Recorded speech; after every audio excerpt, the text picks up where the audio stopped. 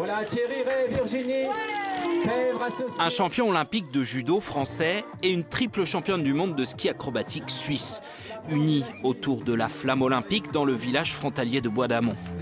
Le feu sacré venu de Grèce passe aujourd'hui de la France à la Suisse. On a fait le tour de toute la Suisse, les 26 cantons suisses, on vient de les faire. On a fini par les sites de compétition. On est en Suisse allemande, on est revenu en Suisse, on est venu en France maintenant au TUF. Ce matin on était au Rousse, on a fait le trajet de la flamme à pied avec des athlètes magnifiques.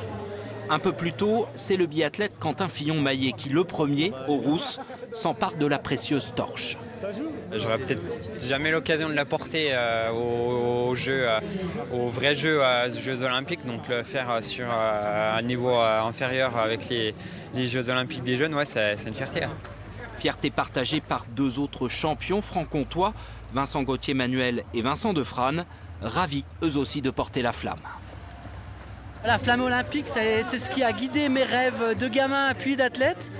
Je me rappelle à la cérémonie de Vancouver, quand c'était mes derniers jeux, de la voir s'éteindre, c'était une grande tristesse.